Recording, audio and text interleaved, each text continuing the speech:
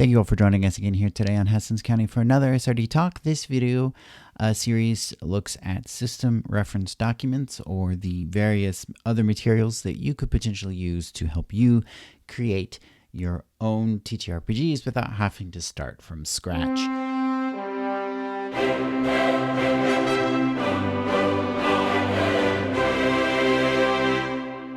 Today we're going to be taking a look at a relatively new SRD that I'm actually in the process of creating right now. So this is sort of like a preview version of the SRD that I'm going to be using to create an upcoming game that I hope to release by about mid-January called To Lay a Foundation. We'll talk more about that as it gets a bit further along, but without any further ado, let's go ahead and hop into taking a look at this system. So as I mentioned, let's go ahead and take a look at the this new SRD that I'm in the process of making called the Dynamis SRD. So here's a list of different inspirations that I'm kind of pulling from in the creation of this new Dynamis system. So just and the first four of those, the actual SRDs that are mentioned in the first four, those are, I already have videos describing each of those here on the channel. So feel free to take a look at those. I'll try to include links down below to all of those different things. So the first one is the Passkey SRD. This was created by Penflower Inc. You're gonna see this pretty prominently in like a point buy system that I'm going to be incorporating into this game. The second one is Jars, or Just Another Role-Playing System by Roxanne B, otherwise known as Sludge Punk. We just recently covered this one, so I'm going to be pulling from this in a similar way that they were inspired by Into the Odd, incorporating some elements from that system as well. I'm also going to be incorporating a dice system that is utilized in Recluse by Graven Utterance.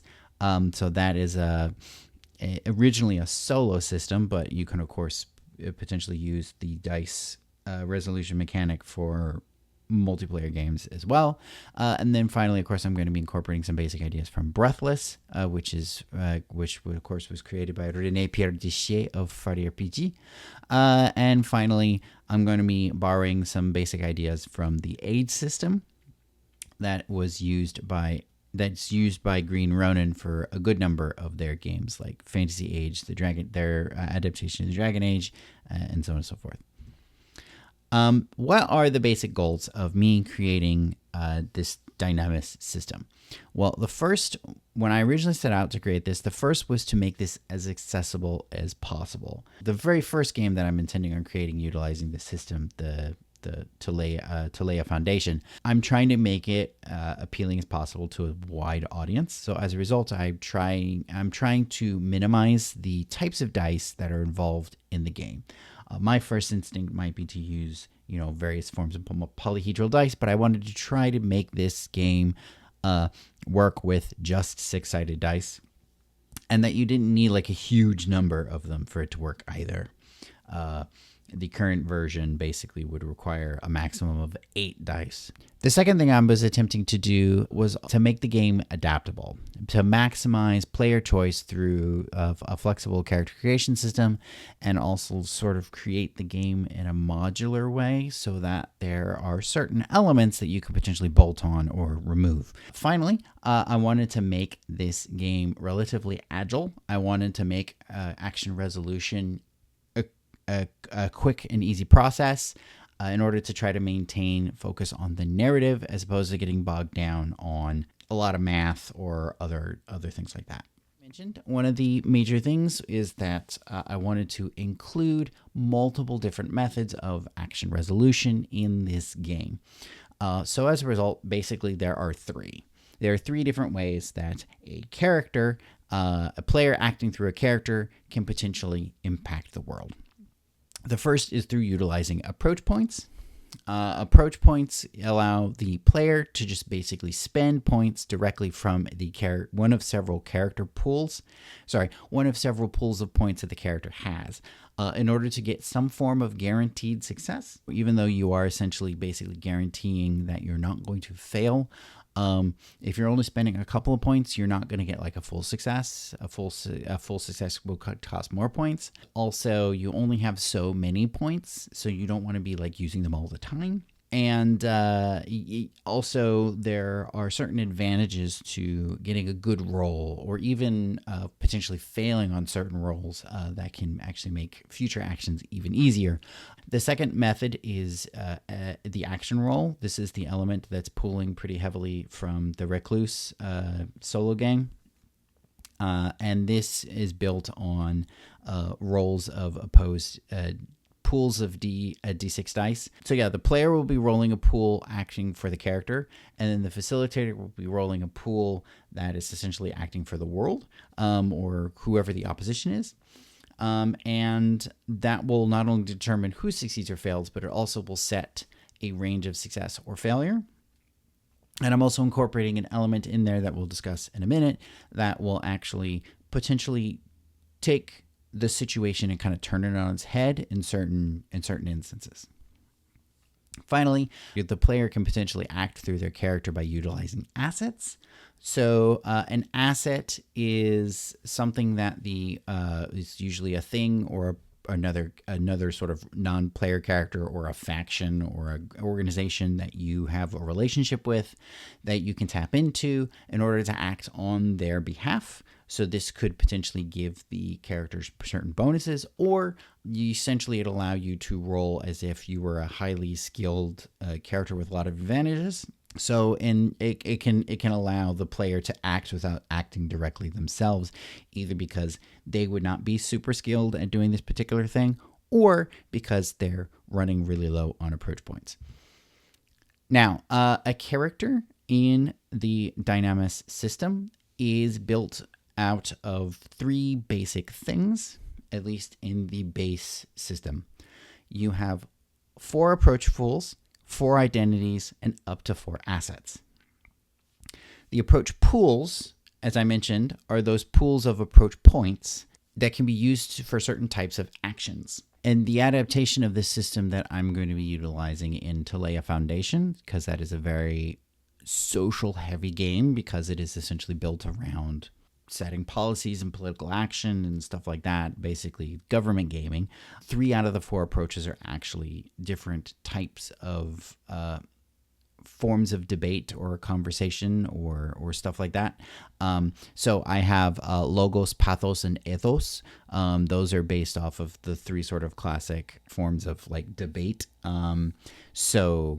Of course, logos is logic. Pathos is like emotional appeals and stuff like that. And then ethos is like your credibility or your character. So relying on tradition, culture, making your argument look good by making you look good, or making the fact that somebody who is considered to be like a paragon of virtue or something supports your idea also, to basically boost your argument. And then the last one is the one that you basically utilize for any sort of action involving personal strength or physical fitness, called kinesis. So they got those 4 pools that you can then spend those points to act in certain ways. The 4 identities can potentially provide bonuses or penalties to the various point spends or also the action rolls, depending upon the situation. And then finally, as I mentioned, we have up to 4 assets. These are bonds with people or organizations, or maybe even powerful items that you might own that can be used a limited number of times during the course of play, either to benefit you through bonuses or, again, as I mentioned earlier, to act on your behalf. So, spending points. As I mentioned, this is one of the 3 different ways that we could potentially resolve an action. So, the player and the facilitator first need to determine which of the 4 approaches applies to this particular action. Every type of action should apply to one of the 4 approaches. Then, once you have figured that out, then the player and the facilitator need to work together to find out what are all the disadvantages and advantages that could potentially determine modifiers for this point spend. For each advantage that applies to the action, you would be reducing the number of points you need to spend by 1, while each disadvantage would be increasing the cost by 1 point. Now, it is possible that the player could basically change their mind and choose not to spend points on this particular action because of the sheer number of disadvantages stacked against them. But if the player would still like to go ahead with this, then they can spend the points in order to gain the various levels of success that we'll see on the next slide. Two things that are important to note whenever you're spending points, aside from the fact that you have a limited number of them, is that you can only get back points by rolling. Whenever you're doing an action roll, that's the only way that you can gain more points. Finally, if 3/4 of your pools are empty, then your character is essentially knocked out of the action for the time being until it is narratively appropriate for them to basically become restored, recharged, and return to the action. So yeah, that also is essentially, these are potentially acting as hit points, depending upon the style of game that you're playing, or at least they could act as hit points. We're spending 3 points if we want a full success, which is basically, again, it's a success with no problems. We're totally successful. Everything went exactly to plan. 2 action points would be a partial success, which means that we'd end up with at least 1 complication. Spending 1 point would be a weak success, which means we still succeed, but there are 2 complications. And I'll explain it a bit more later, but complications essentially would be like narrative issues that could be a possible hindrance, a lingering hindrance moving forward. Something that could make the situation more difficult, like making certain actions that we might have been able to do in the future impossible, or they could result in, especially like if you're in combat or something, some sort of damage to your character where you might end up losing points from a pool. Disadvantages would be increasing these costs. Advantages would be decreasing these costs. As I mentioned, the second option is to roll. So in this instance, basically things are going to be starting very similar. Your player and your facilitator, of course, need to determine which approach applies to this action. The approach does not matter quite so much because we're not going to be spending points out of that, but we could potentially be adding points to those pools later. Then the player and the facilitator will determine the advantages and disadvantages, but instead of adding or subtracting to the cost of the action for points, we're instead building out pools, which can be anywhere between 1 and 4 6-sided dice. So for each advantage, the player is going to add a die to their pool, and for each disadvantage, the facilitator is going to be adding a die to their pool. Then the 2 players are going to roll their pools, and the player that has the highest number determines the success or the failure. So if the player, let's say the player has 3 dice, they roll a 2, 4, and a 6. The facilitator has 2 dice and they roll a 4 and a 5.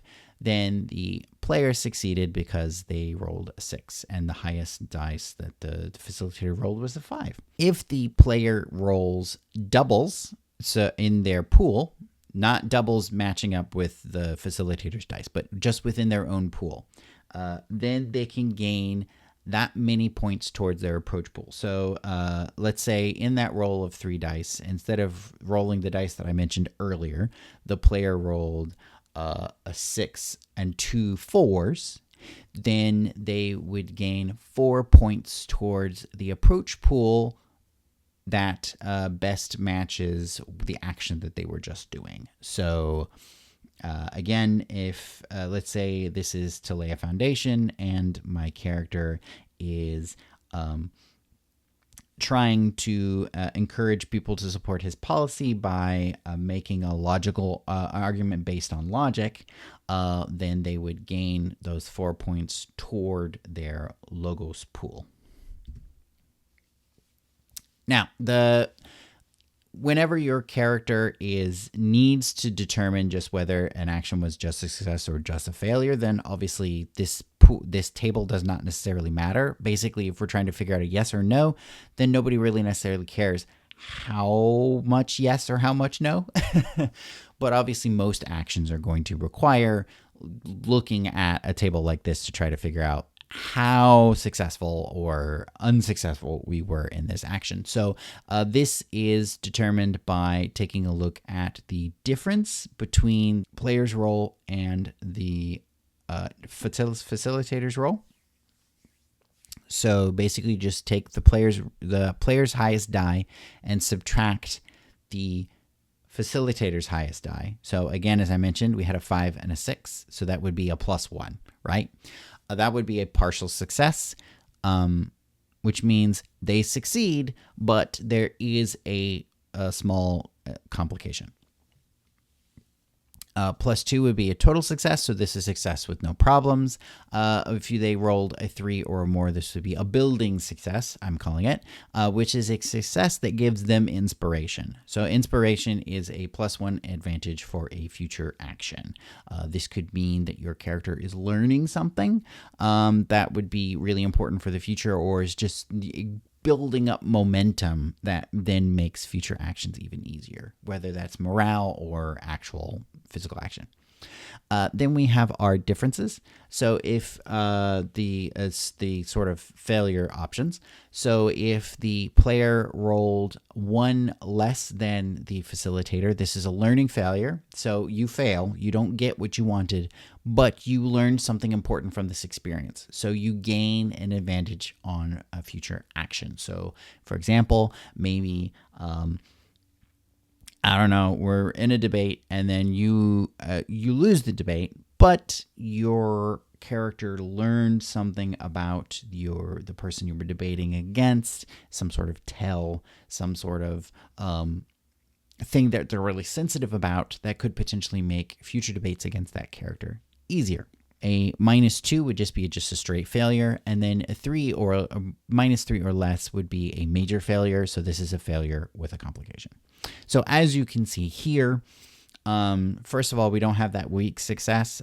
We don't need to worry about that. But also because we have that building success and learning failure, there are options here where future rolls can become easier, in addition to the fact that, of course, remember, if the player rolls doubles, then they actually gain points into their pool. If the player and the facilitator roll the same thing, or in other words, the difference is 0, then this isn't necessarily actually considered a success and a failure. Instead, some sort of assumption behind the action being done or the question being asked or something along those lines was incorrect. So instead, some unusual twist comes into play. For example, you might be doing some research trying to figure out how can we do this thing in the law, so you're doing research to try to see if you can figure out a way that you can potentially write this law in order to make it appealing for people and actually do what you want. You roll, you get a 0 in the difference between the player die and the facilitator dice. And then, so as a result of that, maybe you find out that you didn't actually really need to roll at all because there actually is, that law already exists. It's just that nobody uses it. Or maybe it just needs some slight modifications and then, there you go. You don't actually need to really do anything. So in that case, the assumption is that I need to make a new law, but in reality, the assumption was incorrect because it turns out that law already existed. Or you're trying to convince a character that you really want to do something, but it turns out, maybe that character already agrees with you. But of course, these assumptions don't necessarily need to be positive. They could be sort of neutral or negative. So maybe this character already doesn't agree with you, but their opinion in this particular situation doesn't actually matter because it's actually someone else who's making the decision instead. As I mentioned, complications can mean a narrative effect like a lingering disadvantage, or it could mean reducing your the related pool by 1 d6 points. One thing it's also important to note is that you can't have negative points. So if I only had 3 points left and I rolled a 5, then my point pool just goes to 0. It's not like canceled out. I don't get negative points. If, however, the approach that I was using didn't have any more points, like it was already at 0 when I was doing a roll, then instead the penalty would be deducted from a different pool of the player's choice. So, for example, again, if I was doing a logos roll, but my logos pool was empty, then instead I might do my kinesis roll pool instead. Now, assets. Yes, as I mentioned, each player can have up to 4 assets. Each asset will start with 3 points at the beginning of each session of the game. You can use assets as an advantage whenever you're doing an action roll or a point spin. You can do this just by marking off a point on your asset. So just again to give an example from like my from Talea Foundation, maybe your asset is that you have a strong relationship with a leader in a government agency, so that you can potentially leverage that relationship to give you some extra information or to give you some a little bit of extra social clout whenever you're trying to do an action that asset might be useful for. Let's say in the area, like let's say it's like the National Science Foundation, right, or something. So maybe this character can help you when you're trying to figure out how grants work in government. The facilitator can also offer the player an option to potentially restore a point that has already been spent by using the asset as a disadvantage in a roll as well. So this is a negotiation. The player can just say no, and then the facilitator can't use the asset as a disadvantage. There are, of course, certain situations where, as a character, the character might, or as a person in real life, of course, where relationships actually can be a disadvantage rather than an advantage, because you already have a situation where like you've already committed to doing something, or a person might think differently of you because you already have a relationship with somebody they don't like, or someone who they have a professional disagreement with, let's say, or your association with an organization can make you look bad to someone who doesn't like that organization. Finally, a player can also choose to tap the asset to have them act on the player character's behalf in exchange for spending any points that are remaining. So when you do this, the asset essentially will just be rolling as if it has one advantage for each point remaining assigned to it. So if I have an asset and I haven't used it in order to gain myself any advantages, that asset would be rolling 4 dice. If I've already used it a little bit and so it only has 1 point left, then that asset would only be rolling 2 dice. So using assets to gain advantages can be very useful and powerful, but also you don't want to use them down too much, because then you have that ace in the hole for when you really need a powerful roll. When an asset is empty, then it's out of play until the end of the session. It cannot be recharged through that whole the facilitator restoring a point. The facilitator can only restore points to assets that have been partially spent down, not fully spent. Finally, at the end of the session, the player needs to then roll a dice pool, again using the same system where the number of points left is the number of dice you roll plus 1. For each asset that has fewer than 3 points, they have to roll a dice pool for each of those. If the asset has 3 points, then you don't roll. If the highest dice is only between a 1 and a 3, then that asset is lost. Basically, the asset is erased from their character sheet and it's never coming back.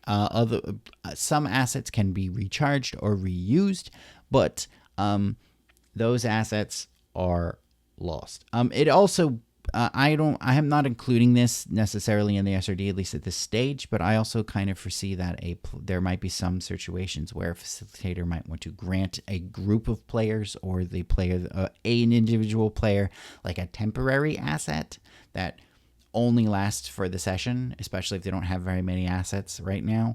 But those would be particularly unusual sort of narrative consequences or situations, as opposed to being like an actual mechanical structure that is being permanently introduced to the character. And below there, you can see a table where I point out sort of the odds of potentially losing an asset. So if you have spent down, of course, all of your points, you'd only be rolling one die. That means you have a 50% chance of losing it. But if you still have at least 1 or 2 points in it, then you have at least a 25 or a 12.5% chance of losing your asset. So again, this is another potential risk of sort of using that ace in the hole of spending all the points on an asset, is that you might end up losing it. And one thing that's important to note, of course, also is that just because an asset is lost, that doesn't mean that like the character died or something, or that you've completely severed your relationship with the organization. It might just be that you've kind of like used up your goodwill, or that like the particular relationship is on hold because maybe the asset has moved. So that was some of the basic mechanical ideas that I'm going to try and incorporate into the Dynamis SRD. Again, this hasn't necessarily been like fully play tested or anything. This is all just basic pie in the sky concepts. There are definitely chances that this will be toyed around with a bit before I actually like put it to paper and actually like make a version of this sort of Dynamis SRD that players like you all could, or creators or players like you all could potentially utilize in your own games. But once it gets to that point, I will be, of course, posting it to itch and some other places in order to make it as widely accessible as possible.